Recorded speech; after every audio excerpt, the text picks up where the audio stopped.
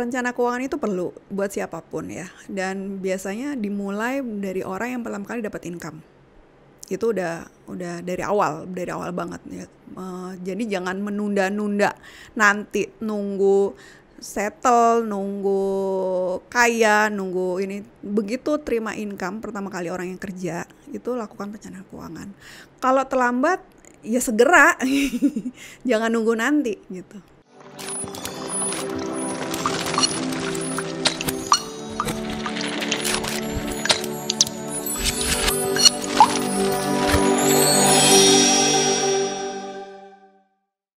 Seiring perkembangan zaman, anak-anak muda sekarang itu semakin canggih dalam mencari uang.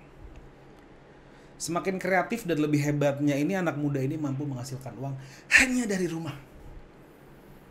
Nggak hanya itu, dengan segala teknologi yang ada, anak muda ini bisa ngejar bola demi mendapatkan uang tambahan.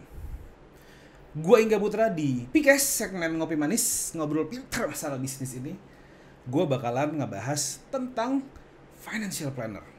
Seberapa penting financial planner buat kehidupan kalian. Karena apa? Biar kalian tahu kemana tujuan uang kalian kemana aja.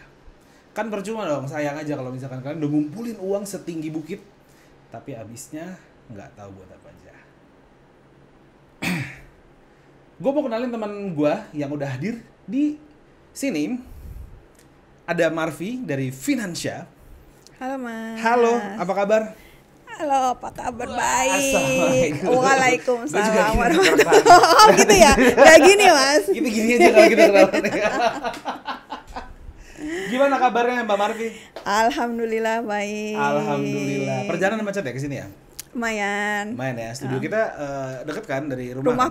Rumahku di Bekasi. Oh, rumah di Bekasi. Oh, lumayan ya, lewat tol. Ya, lumayan. Tapi rute perjalanan aman sih. Sejauh ini aman. Nah, oke, Finvestor. Jadi Finansya. Apa sih sebenarnya Finansya itu? Mungkin kita langsung tanya aja kali ya Mbak Marvi.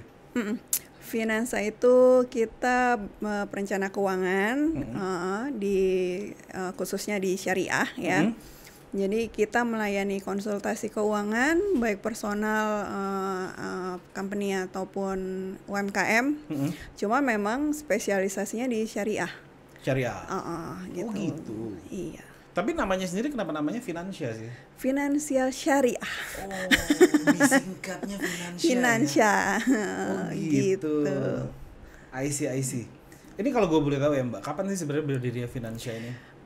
Sebenarnya Finansa tuh awalnya platform edukasi aja tentang awalnya ya 2 tahun yang lalu tentang keuangan syariah gitu. 2 tahun yang lalu tuh berarti 2020 loh ya? Gitu ya? Iya, awalnya cuma platform syariah aja, kita di Instagramnya finansa.id. Cuman seiring berkembangnya waktu kok ternyata ada permintaan gitu. Jadi ya kita seriusin lah untuk bisnisnya gitu. Untuk tapi memang pada saat keuangan. itu berdekatan sih ya sama pandemi ya? Iya. Apa karena lu kick off-nya pada saat itu pas PSBB kah atau? Enggak. Sebelum PSBB? Sebelum PSBB. Sebelum PSBB dan turns out dan kita putuskan untuk kita seriusin gitu. Jadi nggak cuma banyak ya pasti ya? Lumayan. Iya sih, karena kita di rumah aja kita nggak tahu tuh kita mau kemana tuh ya. Banyak yang galau. Buat beberapa teman-teman, mungkin buat beberapa investor ada yang aman-aman aja gitu ya. Ada juga beberapa yang mungkin tiba-tiba jadi sepi kerjaannya, atau bahkan mungkin ada yang kehilangan pekerjaan gitu kan. Iya. Apapun itu, tapi memang benar-benar butuh sih ya yang namanya pendamping untuk kita biar arah uang kita nih mau kemana. Iya. Karena masalah keuangan tuh nggak hanya terjadi pada orang yang sudah settle ya. Ternyata semua juga pasti punya masalah keuangan gitu. Gitu. Baik yang baru kerja gitu, baik yang kekurangan uang atau yang bingung mengelola keuangan, atau mungkin yang banyak uangnya sendiri juga. Mereka juga masing-masing punya masalahnya masing-masing gitu. Gitu. Iya, karena memang menurut gue juga susah sih nyetel keuangan biar kita bisa nyampe. Kalau bahasa ininya apa? Financial goals. Iya, financial goals. Susah sih. Gue perlu adaptasi sekitar bisa dibilang hampir setahun. Walaupun financial goals gue belum nyampe ya. Iya. Tapi minimal mencapai. Gue udah on the right track lah. Gue jaksel banget nih gara-gara kasih gitu. Kamu happy ya? Kasih banget bikinan kamu ya. Oke. Ini ada pertanyaan titipan dari Mas Sony. Kebetulan Mas Sony hari ini nggak bisa ngajar karena beliau ada bimbingan. Halo Mas Oni. Yeah. Halo Mas Sony, Mas Sony di sini. Ini ada titipan pertanyaan dari Mas Sony. Lumayan banyak pertanyaannya, yeah. Makanya gue pakai laptop hari ini. Padahal tiap hari pakai laptop kamera aja. Sorry dari investor nih. Oke, Mbak, kita tahu bisnis financial planner itu udah marak, apalagi beberapa tahun terakhir. Nah, pembeda finansial dengan yang lain apa sih?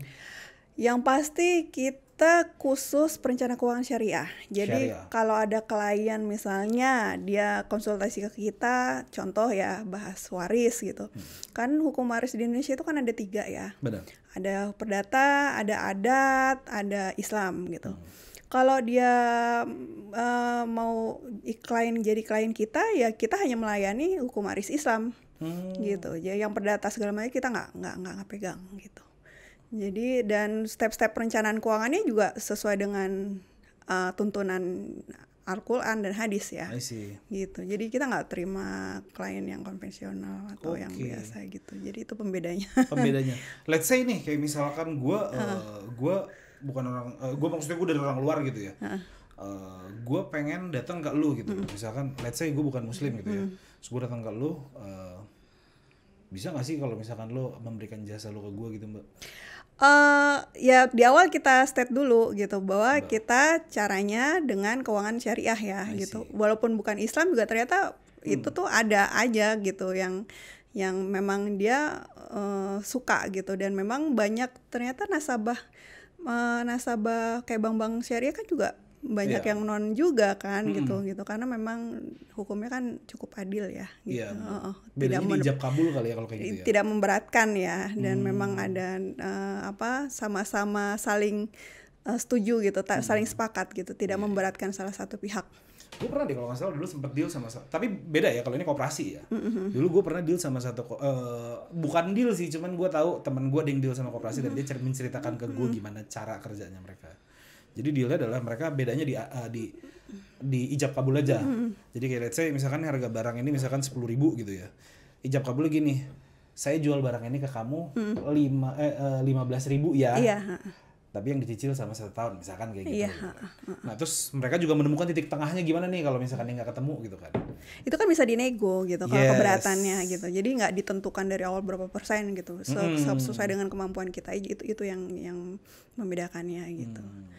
Dan rata-rata semuanya setuju dengan term itu?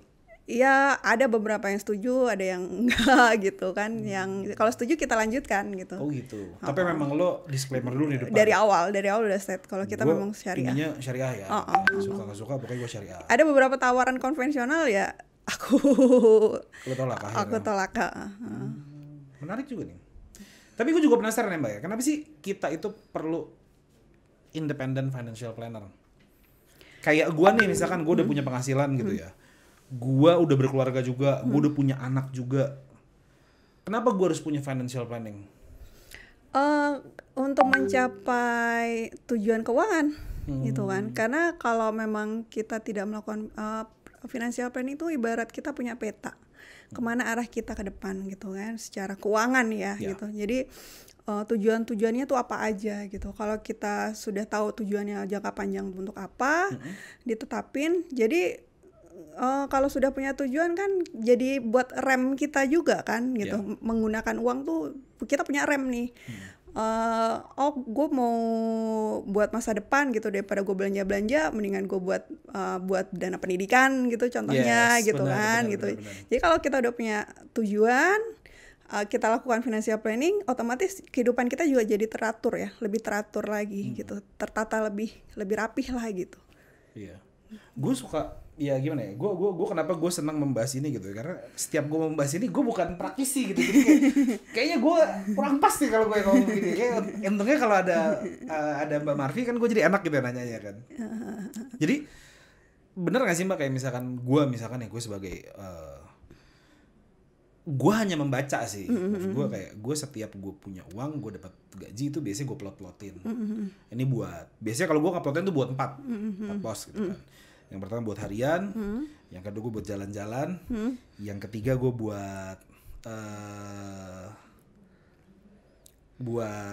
tadi apa aja? Yang pertama apa? Buat harian, buat harian. buat jalan-jalan. Kalau di Islam itu ada metode Al-Farizi. Oh, gimana tuh Itu ceritanya? 3/3. 3/3. Jadi 3 itu buat modal. Ya modal itu ya buat investasi. 3 itu buat operasional. Dan 3 lagi buat sedekah. Oh, I see. Gitu. Itu metode itu yang kalau itu bisa dipakai kalau kita nggak punya utang. Oh, gue banyak sih utang gue sih. Gimana Gile? Jadi Kamu utang berapa? Sini kamu ikut sama saya di sini. Oh Jadi, gitu. Itu kalau tidak punya hutang. kita bisa pakai metode itu 3/3 gitu. 3/3. Jadi yang pertama tadi apa? Buat- Catat nih investor nih ya. Coba catat. buat modal ya atau investasi. Buat modal. Buat operasional. Dan buat sedekah buat orang lain. Buat nabungnya? Di modal dan investasi itu. Modal dan investasi. Oh, kalau dipartisi lagi tuh ada kayak kakinya gitu ya. Oh, Secara gitu. umumnya seperti itu dulu. Tapi dibaginya secara 3 ya, secara iya. parsial dibaginya jadi 3. Oh, I see. Begitu. Tapi gue pengen tanya deh, lu di sini juga berarti lu sebagai praktisi juga kan ya, financial educator? Iya. Sebelumnya kan ya? Boleh ceritain nggak tuh? Aku ngambil lisensi itu di 2007 apa? 2007 sih. Iya, 2017 apa ya? 2017 ya sampai prosesnya bikin buku. Wah, ini dari 2000. Yang ini yang lain bareng-bareng, yang ini buku sendiri. Ini Oke, juga coba udah. ini dijelasin. Ini jadi gue dikasih buku nih Penmaster ya. Dibawain buku ya kan. Ini ada buku apa aja sih? Buku pertama ini. Oke, ini karya lu. Ini barang-barang.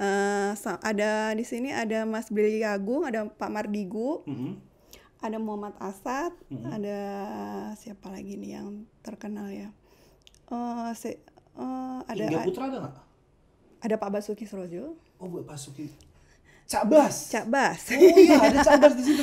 Aku bikin buku ini belum masuk HIPMI, jadi ternyata banyak orang-orang yang luar biasa di sini. Waktu itu diajakin sama Mas Brili Agung. Oke. Jadi ini tentang 27 jurus mapan finansial. 27 jurus mapan finansial. Ini bisa dicari di mana sih? Coba gua. Kalau ini personal, independen. Nyatanya independen. Terus buku kedua ini barang-barang teman-teman perencana keuangan wanita. Oke, Smart Mom Financial Stories. Ini menarik nih. Buat para ibu-ibu yang bingung, ini true story semua. Jadi curhatan para ibu-ibu bagaimana mengatur keuangannya di sini semua dan dia berbagi gitu. Bareng Mbak Erlina Juwita juga. Kayak gue harus perlu deh. Karena gue semua uang gue kasih ke bini gue. Oh gitu ya. Mama bos ya. Mama bos. Di rumah mas saya begini. Terus yang ketiga ini buku sendiri nih, prosesnya panjang. Kalau ini ada di Gramedia. Oh, ini ada di Gramedia. Semua bisa kaya. Semua bisa kaya. Buku sendiri dan alhamdulillah penerbitnya Rex Media Komputindo. Jadi dapat di Gramedia juga bisa dicari gitu. Ini kayaknya coba ceritain sedikit ya. Bagaimana kita mengatur secara syariah. Jadi bagaimana semua bisa kaya. Kaya di sini maksudnya adalah dasarnya itu hadis ya. Di sini hadis Al-Bukhari bahwa kekayaan itu bukanlah banyak harta. Tapi kekayaan itu ketika hati kita merasa cukup. Jadi kalau kaya tapi kalau merasa kurang itu orang pasti ngerasa belum kaya gitu. Nah, itu yang baik adalah ketika harta kita miliki itu merasa cukup, itulah kekayaan yang hakiki gitu. Makanya aku nulis di sini semua bisa kaya. Bukan segelimang harta yang kadang-kadang yang nggak ada artinya juga. Orang gelimang harta juga bingung kan ya. Saya saling bingung. Apa nih? Waduh, jadi cukup aja, bukan banyak. Jadi parameternya bukan banyak tapi cukup. Cukup. Ya cukup bisa beli rumah. Ya. Balik lagi ke sana. Balik lagi ke sana. Iya. Cukup bisa naik haji. Nah, Cukup ya kan bisa yang naik ada haji. dalam hukum Islam tuh bisa dilaksanakan. Bisa ngekahin anak, bisa nikahin anak, bisa naik haji, bisa umroh. Beli rumah juga ternyata ada dasarnya di Al-Qur'an juga. Untuk memberikan kalau nggak salah ya saya bukan ustazah ya jadi sekilas aja isinya kalau nggak salah bagaimana memberikan tempat tinggal kepada istri Itu di surat berapa ya, saya nggak hafal. Iya, iya. Bagaimana seorang suami harus memberikan tempat tinggal yang layak bagi seorang istri, itu juga. Jadi tujuan rumah itu juga menjadi tujuan keuangan gitu. Bisa juga tuh ya kayak gitu ya. Jadi kalau orang datang ke lu nih biasanya keluhannya apa aja sih? Let's say deh, misalkan gue salah satu. Yang pasti pertama itu merasa tidak sehat keuangannya. Oke. Jadi financial check up dulu gitu. Financial check up dulu. Terus yang terakhir ini dia minta dihitungkan dana pendidikan sama dana pensiun. Berarti lu tahu dong gajinya mereka berapa gitu. Pasti Iya, mereka ngomong lah. Iya, kan ada perjanjian ya kalau kita tidak boleh membuka data mereka. Iya. Tapi lu tahu kan ya? Tahu. Ada yang benar fantasi itu kayak wah. Barusan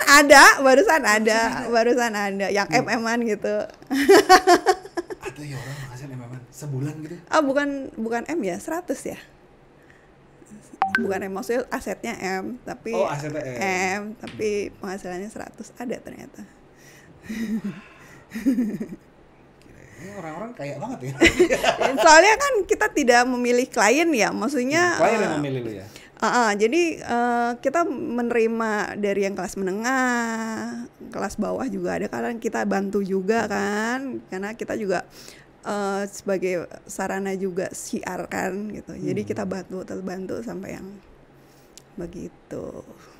Tapi ini gue gak tahu ya, tapi gue udah pernah tanyain ini apa belum. Cuman apa sih bedanya antara financial planner yang biasa sama yang syariah? Yang jelas, yang syariah itu kita menjadikan hadis dan Al-Quran sebagai panduan. Sebagai dasar Panduan kita untuk merencanakan keuangan. Gitu. Ya kayak misalnya tadi itu yang gue bilang, hukum waris. Itu kan jelas ada di Al-Quran tuh. Jadi mau nggak mau kita pakai data hukumnya di situ gitu. Begitu. Kadang kalau hukum waris tuh gimana ya? Kalau lo itu nggak berkah tau. Ya itu ada di ayat selanjutnya kalau nggak salah isinya ya. Itu kalau kita tidak mengikuti ketentuan Allah, ya neraka.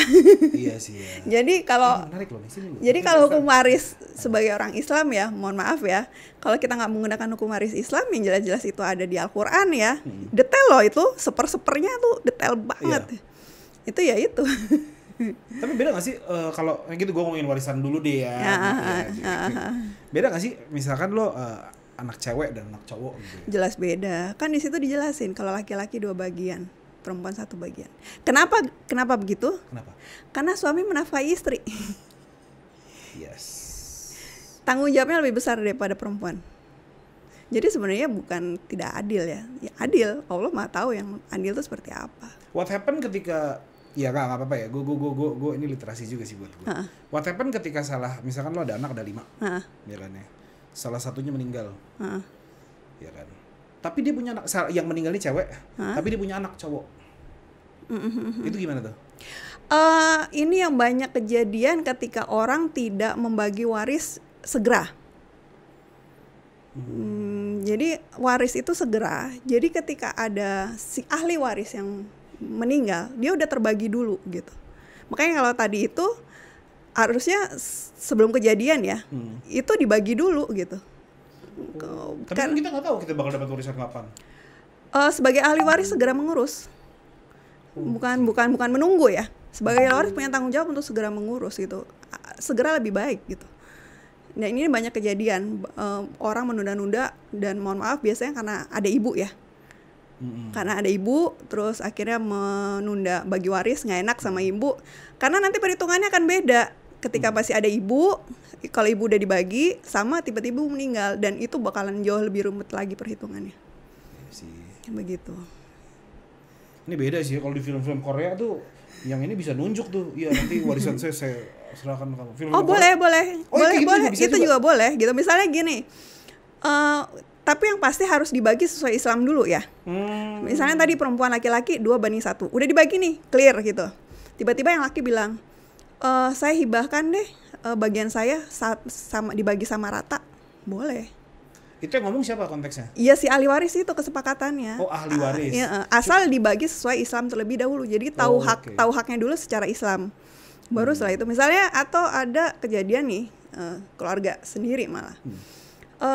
Udah dibagi rata nih, anak laki-laki 3 dan ibu. Udah dibagi rata, kan rata ya. Saya hibahkan buat ibu semua. asal yang penting udah dibagi dulu gitu. Catat tuh Pinvestor, jangan lupa di share biar nggak dosa ya nantinya. Iya. Ya. Karena kalau lu makan duit warisan, oh Nah ya Allah, itu seperti memakan harta anak yatim. Gitu ya? Nggak berkah. Gitu ya? Nggak berkah. Makanya banyak kejadian tuh yang sepengetahuan saya tuh akhirnya yang biasa orang-orang serakah itu keluarganya jadi nggak berkah, jadi semrawut. Dan harta itu akan cepat habis biasanya dibanding yang benar-benar dibagi secara. Biasanya begitu kejadian. Ada saudara saya begitu. Dia nggak membagi, yang mengambil haknya lebih banyak, biasanya lebih cepat habis, lebih nggak berkah, lebih nggak. Ya begitulah, kalau nggak berkah kan biasanya keluarganya jadi gitu. Nanti karena ngaruh ke halal haramnya juga. Begitu. Ini ilmu baru sih buat gue nggak bohong, Gil. Ini ilmu baru loh buat kita, Gil. Jadi nggak boleh sembarangan ya kalau itu ya. Benang merahnya kita nggak boleh sembarangan, dan itu harus dibagi dulu sebelumnya. Cuman kan kalau konteksnya di luar negeri beda yang tadi gue bilang. Kalau ini misalkan nih contohnya, kita ngomongin film Korea aja. Iya kan di sana. Iya, kalau Indonesia kan bisa di sini. Jadi Pinvestor pengennya tinggal di mana? Di sini atau di sana? Kalau masih mau secara, kadang-kadang ada yang milih kan perdata gitu. Ya kita ngeladenin, kita ngelayanin. Ya, lo melayani yang benar-benar syariah. Dan memang marketnya ada. Tapi kalau gue penasaran dari sisi investmentnya. Iya. Mana tadi pertanyaan gue nih? Oke, kalau dikaitkan dengan investasi syariah, basic apa sih Mbak yang perlu kita ketahui sebelum berinvestasi syariah? Dan apa aja keuntungannya? Yang pas. Pertanyaan gue udah berat tuh nih. Berat nih. Selamat datang di Kursi Panas. Bahasnya investasi berat ya. Iya dong. Yang pasti kita harus sehat keuangan dulu ya. Kita tahu cash flow kita positif. Jadi punya dana darurat gitu, dan jadi uang yang kita pakai buat berinvestasi itu bukan uang yang memang kita pakai sehari-hari gitu. Jadi nggak ganggu, nggak gangguin kehidupan kita. Jangan memaksakan diri investasi kalau cash flow kita belum beres. Itu dulu. Kayak kerasa ketampar dia ngomong gini. Gitu ya. Iya. Jadi berarti intinya gini kan, maksud lu adalah investasi, lo baru bisa invest ketika cash flow lu beres. Cash flow-nya nggak negatif. Kalau cash flow lu masih negatif berarti lu beresin dulu kan? Beresin dulu, karena nanti percuma aja investasi gitu. Kalau nanti suatu saat diambil buat nutupin cash flow-nya, iya kan? Jadi menurut lu bayar utang itu merupakan investasi apa bukan? Bayar utang bisa investasi, bisa juga tidak. Gimana, coba jelasin nih? Bayar utang itu utang apa dulu? Utang konsumtif banget. Itu bukan investasi. Oke, tapi kan utang dulu. Iya. Gua gak mau kalah gitu. terus. Tapi kalau utang kayak misalnya buat usaha produktif itu bisa investasi gitu. Kayak beli mobil buat Grab car gitu kan. Itu gue pikir beli mobil lu mau bilang produktif. Tapi kalau dibikin Grab ya kan. Iya, tapi kalau buat foya-foya ya itu konsumtif. Ya tergantung kebutuhan aja. Beli rumah gitu, itu investasi gitu. Beli rumah investasi. Utang di rumah gitu ya. Jadi lihat dulu rumah yang bisa dipakai ya. Maksudnya bukan yang ini juga gitu. Begitu. Beberapa hal yang produktif tuh apa aja sih? Utang-utang yang contoh deh. Nanti kita lanjut lagi nih ke arah yang masalah investasi nih. Cuman gue penasaran nih, beberapa kalau kita ngomongin dari sisi utang nih. Utang apa aja sih yang produktif? Utang yang bisa menghasilkan atau bisa membayar utang nilai cicilan itu sendiri gitu. Kayak kalau gue nyokolin anak, itu produktif apa konstruktif? Konsumtif. Ya nyokolin anak jangan pakai utang lah. Oh iya. Bukan.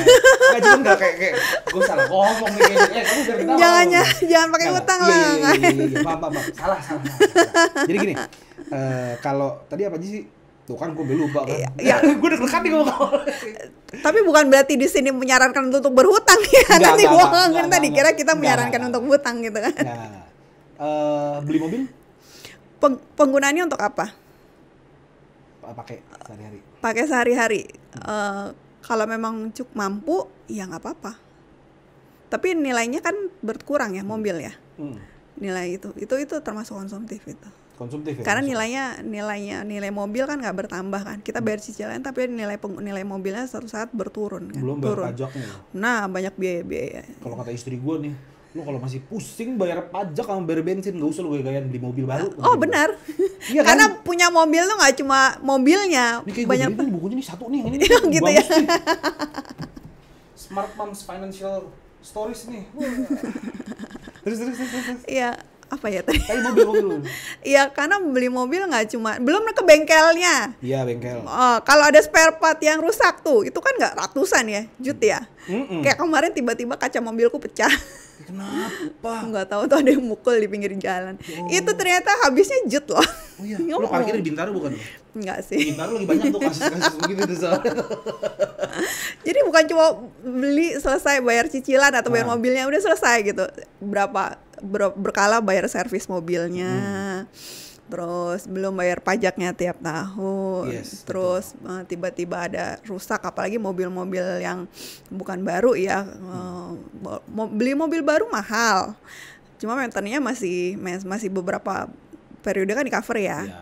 Tapi beli mobil second, nah itu juga perawatannya Iya, walaupun harganya miring. harganya gitu ya. miring, tapi perawatannya masih Itu dialokasiin. 2020 lu, kalau lu lihat OLX, waduh gila, mobil-mobil Eropa harganya kok asik ya kayaknya ya gitu kan. Tapi spare partnya. Nah itu dia makanya. Nah kalau ini renovasi rumah Renovasi itu rumah, merupakan hal yang konsumtif apa produktif? renovasi rumah. Itu karena kita pakai ya kan. Kalau renovasi, kalau beli tanah mungkin investasi ya. Ya. Tapi kalau renovasi karena kita pakai dan itu habis ya. Jadi itu konsumtif. Tapi kan nanti bisa jadi aset, bisa gue jual. Tapi kan renovasi kan nilainya up-nya biasanya nggak terlalu banyak ya. Iya sih. Jadi masih bilang konsumtif lah ya gitu Iya, ya. karena nilainya gue tidak. kadang-kadang suka centil tuh, misalkan, ini kayak bagus nih kalau misalkan beli TV. Kalau beli TV, kan rumah dulu konteksnya rumah gitu. Buat rumah. Kenapa kamu tahu-tahu?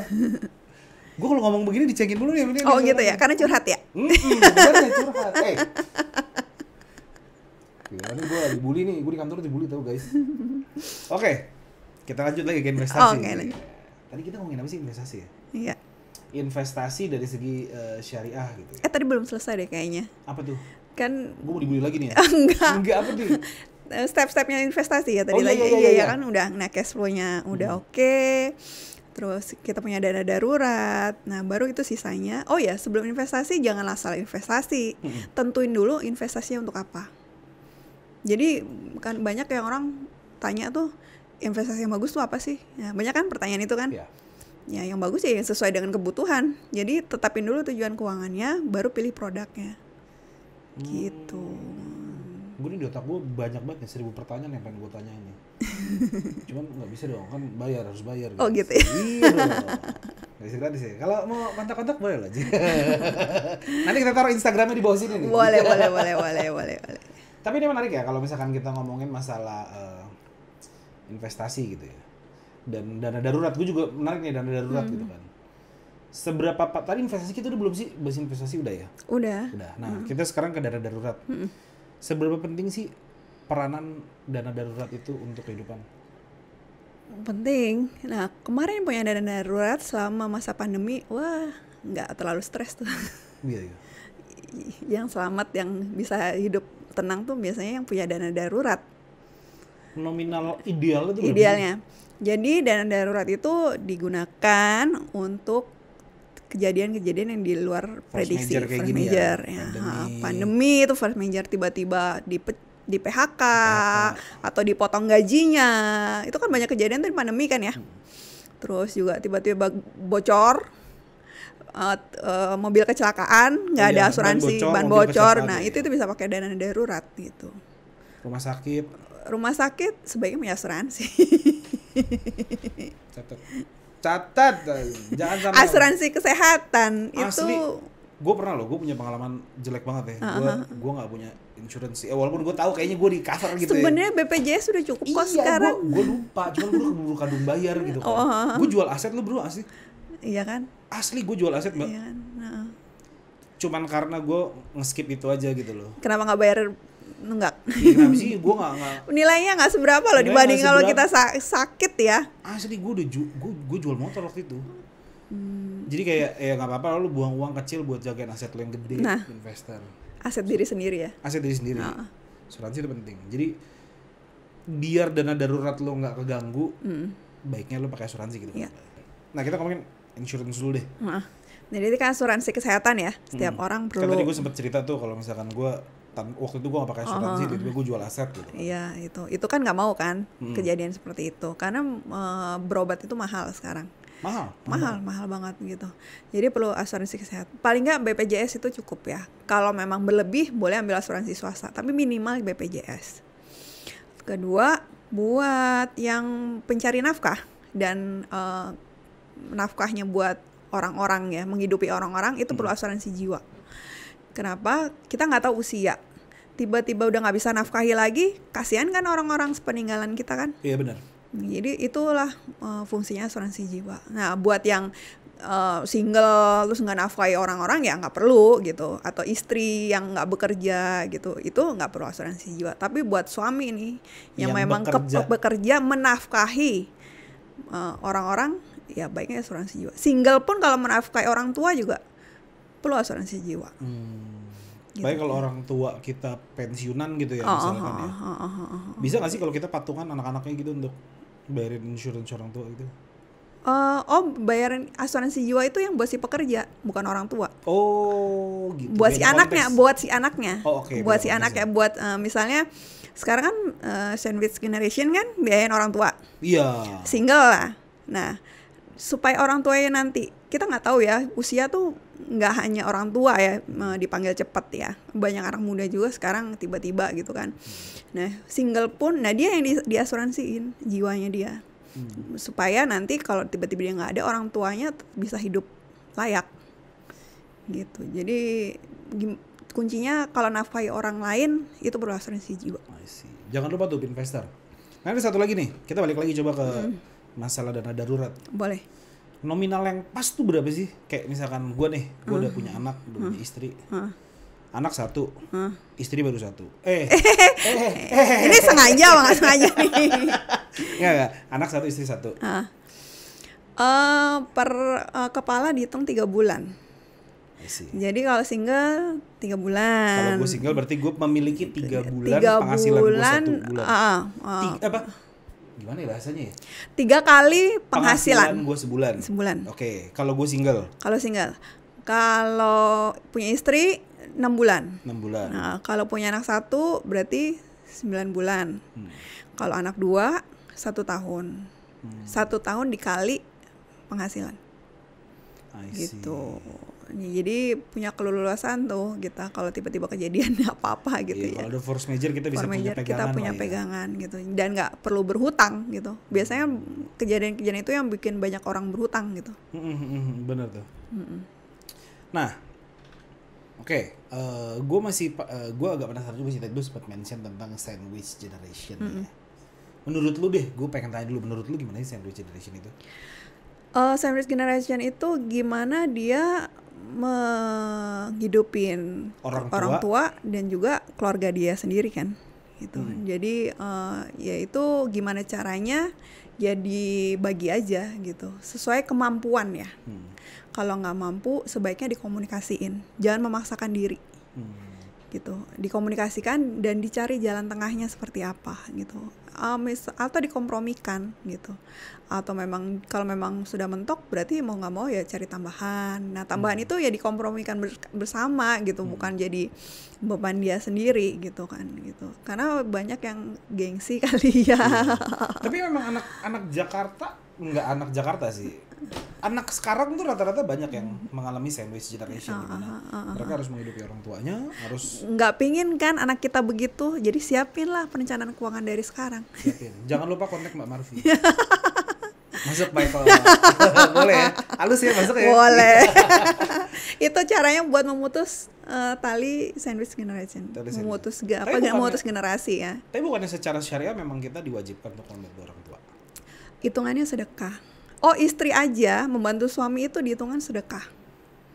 Ya. Jadi sekarang istri banyak yang bekerja, ketika dia menafkahi keluarganya sedekah gitu. Kenapa terbengong-bengong? Iya, gue pernah dengar Marvin ngomong tuh gue kayak oh gitu ya gitu. Banyak dapat hidayah hari ini. Nah anyway, ini waktu heboh-hebohnya pandemi, pasti banyak dari kita waktu itu mengalami kehilangan pekerjaan, WFH dan lain-lain. Di satu sisi ada yang kehilangan pekerjaan, ada juga yang WFH gajinya masih full. Kayak adik saya kemarin waktu WFH gaji full. Kitanya mot-motan ya kan, tiba-tiba dia beli barang-barang ya. Apa gitu ya kita kan. Nah, pun mungkin bonus sempat ketunda, kebayang kan kalau kita mau DP sesuatu gitu ya. Gimana caranya supaya kita bisa jalanin masa pandemi ini tapi tetap bisa berinvestasi? Gila nih gue buka dapurnya Mbak Marvi banget, ini bayar nih investor sih. Cuma dipinvest aja kalian dapetnya gratis. Menyehatkan keuangan kita. Kalau nggak tahu caranya kontak ya. Enggak sih, paling nggak kan cash flow-nya positif, punya dana darurat, tidak berhutang, hutangnya sesuai dengan kemampuan, maksimal 30% dari pendapatan. Tidak boleh melebihi 30%. Tidak boleh melebihi. Dan kalau memang ketika pandemi terjadi, banyak kan yang bisa keringanan yang bisa dilakukan ya kan, memperpanjang pinjaman, mengecilkan cicilan, ya kan. Itu nggak apa-apa tuh ya, memperpanjang pinjaman ya? Kita kan negosiasi aja, datang aja ke banknya atau ke lembaga. Kalau perbankan sih bisa. Perbankan sih bisa. Gue ngobrol aja kayak banyak banget di otak gue, pengen gue tanya nggak? Lanjut. Kalau perbankan itu bisa. Ada beberapa klien dan teman juga melakukan gitu. Ya, kalau bank syariah sesuai dengan pengalaman tuh ada kejadian tadinya cicilannya 5 juta jadi setengahnya. Nah, dia tidak, cuma resikonya tidak menambah pokoknya, tidak menambah pembayaran keseluruhan, jangka waktunya sama, cuma resikonya setelah masa itu selesai cicilannya jadi bertambah. Yes. Dan dia harus mempersiapkan saat itu datang. Begitu. Jadi berarti parameter uang lu dikatakan sehat itu adalah ketika cash flow positif. Cash flow positif. Iya. Itu adalah bisa nggak sih kalau gue bilang kayak gini? Jika hutang lu tidak melebihi 30% penghasilan lu sebulan, itu uang lu bisa dikatakan sehat. Selama cash flow positif. Selama cash flow positif. Iya. Underline tuh ya berarti ya. Menarik juga tuh ya.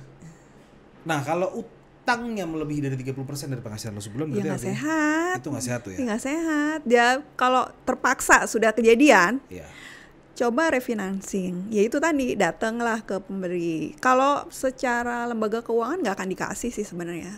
Cuma biasanya itu pinjaman personal atau pinjol. Rame tuh pinjol. Rame tuh. Udah lebih lagi tuh, udah bisa 100% ya. Iya tuh, wah itu gila itu.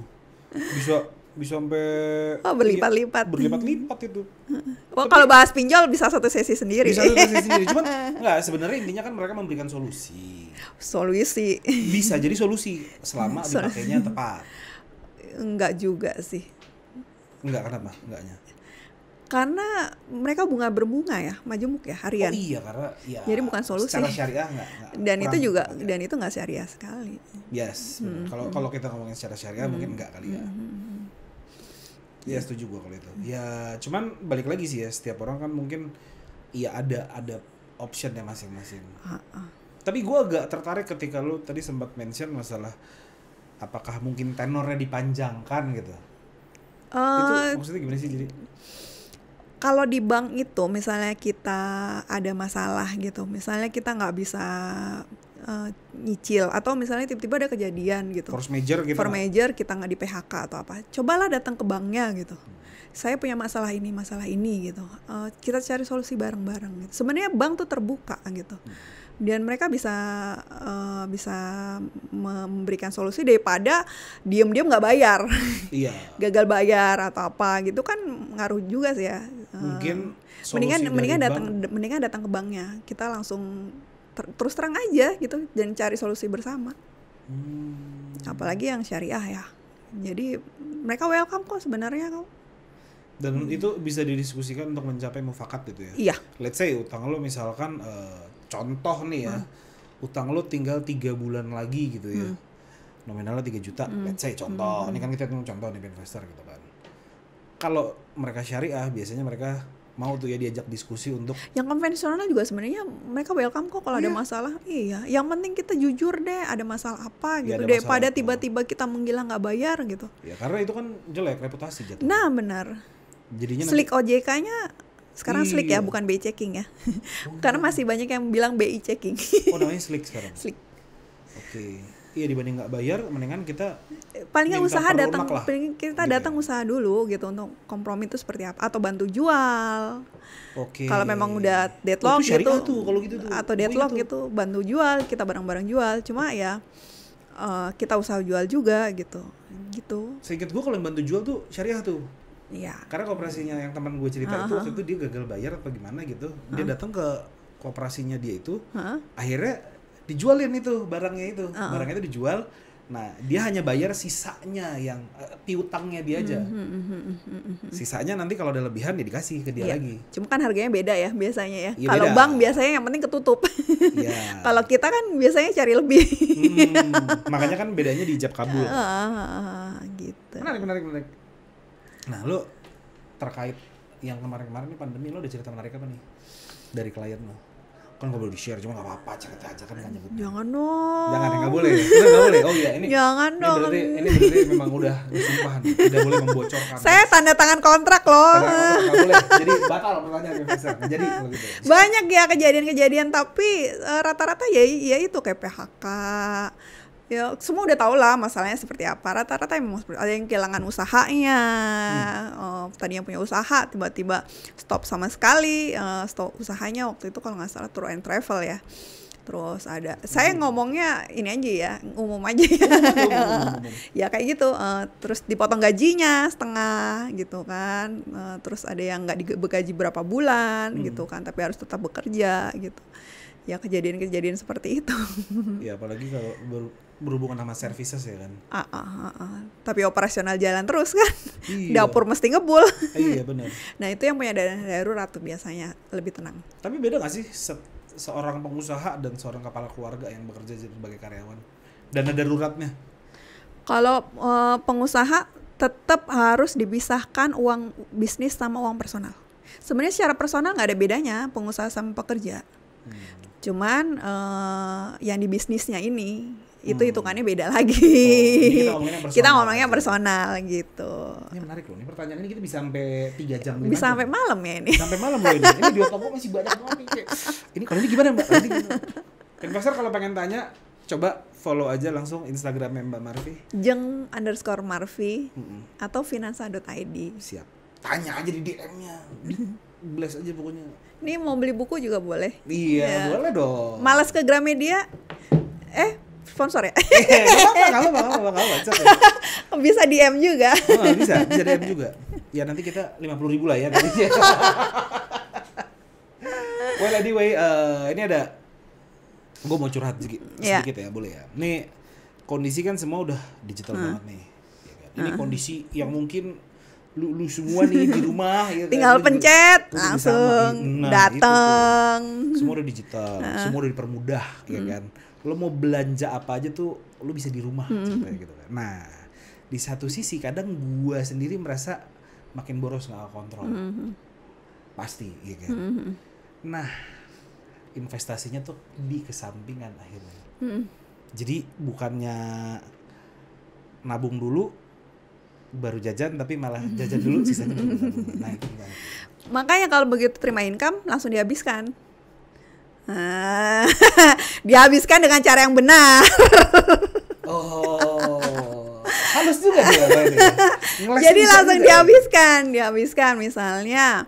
Langsung dibuat tuh pos misalnya dompet yang mana gitu diposin berapa, dompet digital yang mana diposin berapa gitu. Terus yang buat investasi itu juga di depan langsung dihabisin posnya di depan. Semuanya langsung dihabiskan sama sisain buat operasional. Jadi operasional tuh udah dibudget tuh berapa gitu.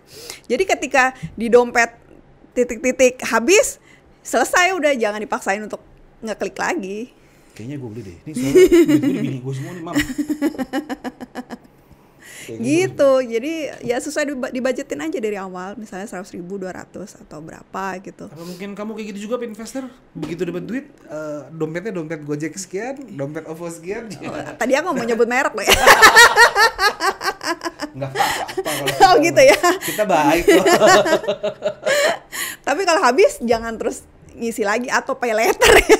Oh iya itu nggak boleh tuh ya. Ya jangan lah. Itu gaya lubang tutup lubang namanya. Aduh, makanya mendingan nggak usah daftar, nggak usah aplikasinya kan nggak usah disetting bisa pay later. Itu tempting Godaannya. sih. Oh, itu kadang-kadang ya gue, aduh ya Allah. Kadang itu membuat membeli barang yang tadi kita tidak sanggup jadi kita sanggup gitu kan. Kan ada pay later ya. Karena ada kelunakan itu gitu loh. Cuman somehow itu bisa jadi bumerang. Kalau kita nggak bijak. Kalau butuh banget yang memang misalnya laptop rusak. Yes. Ya. Ini kan buat produktif. Ya, bukan misal ya buat kerja ya. Kita bisa pakai dana darurat kok. Oke. Gitu. Yang memang kita butuh handphone gitu. Bisa pakai dana darurat. Tapi setelah itu harus diisi lagi dana daruratnya.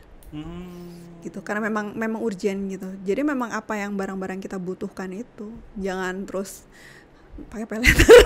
Investasi duluan. Bukan berarti gue ini. Oke, ini kan personal opinion. Jadi investasi duluan atau pulihkan dana darurat duluan? Baiknya dana darurat. Karena kalau investasi duluan nanti butuh dana darurat, investasinya kepake. Iya. Nanam mangga tumbuhnya mangga ya. Iya. Ya masa iya lu mau bisnis pakai utang dulu? Ya walaupun nggak 100% tapi paling nggak ada lah. Misalnya 3 bulan, kita nggak sanggup untuk mencapai 3 bulan gitu. Kita punyanya sebulan 2 bulan dulu. Gitu. Tapi paling nggak ada gitu. Nah sambil jalan kita bagaimana memenuhi itu gitu. Jadi kalau gue single 3 bulan, kalau gue punya istri 6 bulan, kalau anak gue 1 9 bulan. 9 bulan. Ditarget aja berapa lama untuk mencapai itu. Menarik Mbak. Coba dari lu ada tips nggak Mbak untuk menata ulang keuangan gue aja? Nggak gue. Tips menata ulang keuangan kita dan tetap melakukan investasi. Yang pertama kita harus punya catatan keuangan. Catat dulu pemasukannya berapa, kita buat catatan juga pengeluaran kita berapa. Karena banyak yang boncos itu tidak punya catatan keuangan. Jadi kita nggak tahu tuh uang kita kemana. Kalau kita punya catatan keuangan otomatis kita tahu nih, bisa review di akhir bulan ya. Kita bisa review ke depan, gue boncosnya di sini, jangan deh ini gitu. Jadi kita punya tahu nih bocornya di mana gitu.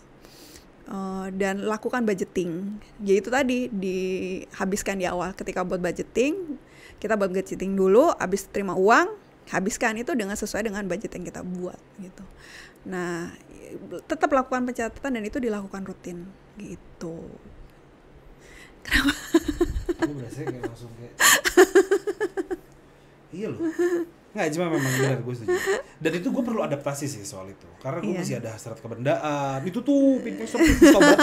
Hasrat kebendaan tuh kayaknya kok ada diskon nih. 11-11 nih gitu. Kapan 11-11? Bentar lagi nih. Besok. Sekarang tanggal 10. Ketahuan kita kan mappingnya hari apa. Gitu ya. Itu kadang-kadang kalau ada 10-10, 11-11, 12-12. Justru kalau memang kita sudah tahu apa yang kita cari, kita butuhkan, momentum itu bisa dipakai.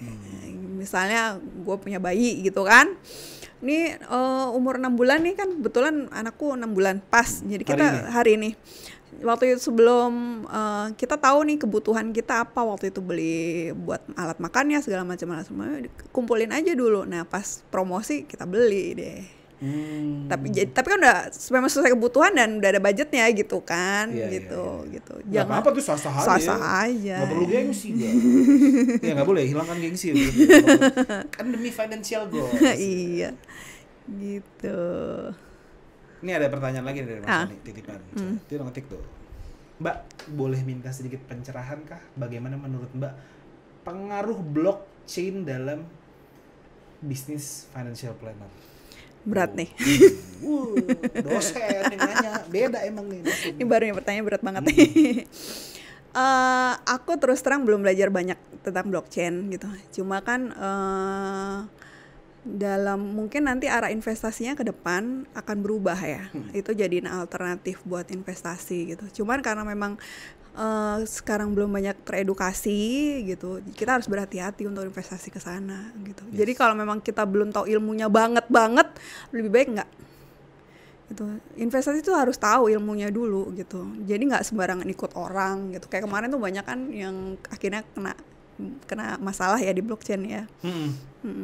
Itu seperti itu. Jadi kita harus tahu banget ilmunya, jangan ikut-ikutan gitu. Kalau memang nggak tahu ya jangan maksain diri lah. Gitu. Kalau kita nggak tahu malah kita lebih baik kita nyewa financial planner. Nah, itu juga. Masuk. Boleh kan? Boleh. Boleh. Tapi kita juga kadang-kadang tidak merekomendasikan produk yang bukan rekomendasi merek ya. Produk yang memang tidak memang feel-nya tidak ada buat si klien gitu. Gitu. Jadi kalau memang dia enggak, memang ini ya yang aman-aman aja gitu. Kayaknya hati gue gak kesana deh. Enggak mah gue gak ngerti kayak gitu aja gitu. Nggak berani lah, nanti tidak apa-apa kitanya kena. Gue dapet saran dari sini gitu kan, nanti jadi masalah. Misalkan kayak gue pede deh kalau bisa. Dia mempertanyakan gitu, boleh nggak sih mbak kesini? Gue kayaknya interest atau gimana gitu, boleh. Dan itu baru lo kasih tuh, opini gue gini cuy. Kayaknya bagus deh kalau lo ininya di sini gitu. Iya. Coba lu gedein di sini aja nih. Iya sih. Gitu. Jadi sesuai juga karena investasi itu kan tipe investor tuh kan ada beberapa ya, ada yang konservatif itu. Nah yang konservatif itu kan nggak berani. Jangan kan itu. Aku ada klien yang konservatif itu dia naruhnya ke koperasi. Nggak mau tuh yang kayak reksadana gitu-gitu. Oh iya. Tapi emang kalau koperasi kan sama banyak gimana ya? Ya dia juga mau, salah satunya juga mau ngidupin UMKM wilayahnya dia gitu kan gitu. Nah, ya kalau memang returnnya bagus ya nggak apa-apa. Gitu. Anyway, kalau gue boleh tahu lu investasi mana? Kasih tau nggak ya? Tahu dong. Lu sebagai financial educator nih gitu. Menurut lu paling pertama aman kali kerja investasi properti. Waktu itu harga apartemen masih murah. Bahkan gue beli apartemen sudah ada penyewanya. Jadi cicilan gue ringan banget. Oh iya, karena IPL-nya service charge dibayarin sama. Iya, dan aku nyicil dari income apartemen itu kan. Jadi waktu itu kayak gratisan gitu ya berarti belinya. Menarik juga tuh ya. Terus pakai reksadana juga. Waktu itu buat bayar biaya pendidikan anak. Alhamdulillah masuk SD pakai reksadana. Emas sama emas. Waktu itu aku juga pertama kali beli emas tuh masih 200-300 tuh. Iya. Jadi berasa banget. Iya. Gitu. Kalau saham kan aku personal orangnya ya nggak terlalu agresif ya. Jadi aku bukan berarti rekomendasi nggak saham bagus, cuman aku personal sih nggak siap aja kalau saham. Lo risk appetite-nya nggak kesana. Cuy, bahasa gue keren banget nggak sih kayak orang. Itu tadi kan ada beberapa tipe investor, mana yang agresif, mana yang ini enak gitu. Kalau aku nggak kesana gitu. Iya benar. Seperti itu. Ya semakin memang benar, gue juga mengakui gitu. Kalau selera risiko lu tinggi ya penghasilan lu tinggi memang, tapi risikonya juga tinggi ya kan. Kan terus gitu ya, high risk high income. Gitu. Keren banget tuh mbak. Gue sama sih, gue kebetulan gue juga emas kalau gue. Cuma emas aja tapi. Properti sekarang lagi berat ya. Properti lagi berat. Waktu itu aku masih awal-awal, waktu masih murah, masih 100, 140, 114 tahun berapa lu belinya begitu? Ini pertama kali aku kerja, jadi benar-benar merasakan banget. Dan sekarang udah lunas, udah terima passive income aja tiap bulan. Itu awal gue pertama kali kerja langsung kepikiran ini ada apartemen murah, langsung sebelum nikah malah. Wah, jadi sekarang udah menikmati hasilnya. Wah gila, sekarang kayaknya udah mahal ya. Wah, ya Allah Akbar mbak, mahal banget sekarang. Gue nggak sanggup beli rumah, belinya rusun akhirnya. Iya. Tapi nanti kita ngobrol-ngobrol. Oke, siap. Karena kan apartemen ya, rusun. Iya nggak sih? Rusun di daerah Klender juga ternyata mobilnya bagus-bagus loh. Iya, kalau bahasa Inggrisnya kan apartemen, aslinya kan rusun. Bahasa Indonesianya rusun. Mbak Marvi, thank you banget loh. Tapi sebelum kita tutup, lo any last word buat investor di luar sana yang mungkin perlu literasi, edukasi, Ini promosi aja ya. Perencana keuangan itu perlu buat siapapun ya. Dan biasanya dimulai dari orang yang pertama kali dapat income. Itu udah dari awal banget ya. Jadi jangan menunda-nunda, nanti nunggu settle, nunggu kaya, nunggu ini. Begitu terima income pertama kali orang yang kerja, itu lakukan perencanaan keuangan. Kalau terlambat ya segera. Jangan nunggu nanti gitu. Nah, kalau pengen tahu perencanaan keuangan seperti apa ya follow IG-nya Finansa. Secara syariah ya. Secara syariah. Finansa Data. Dia jangan lupa beli buku ini di Gramedia. Telat nggak sih kalau udah mau Desember? Hah? Gue baru nyetel keuangan. Momentumnya justru dapat. Gimana kita evaluasi di 2022 dan bagaimana merencanakan di 2023. Luar biasa. 2023, kamu mau beli apa investor? Tulis di bawah. Jangan lupa kontak Mbak Marvi. Mbak Marvi, thank you banget ya. Terima kasih. Udah mampir-mampir. Gue kalau gitu gini deh selamanya. Mbak Marvi, thank you banget udah mampir-mampir ke sini, Iya, udah iya. meluangkan waktu buat ngobrol-ngobrol santai sama kita. Makasih juga Pinvest. Kita berasa bersyukur banget bisa dapat literasi financial dari Mbak Marvi. Mudah-mudahan semua rezeki kita dilancarin. Amin. Dan 2023 cita-cita kita bisa tercapai semuanya. Amin. Kalau gitu buat investor jangan lupa di-share video ini karena gue yakin video ini bakalan bermanfaat buat kalian. Gue Ingga Putra. Aku Marvi Arum. Sampai jumpa di Pikes minggu depan. Dah. Assalamualaikum.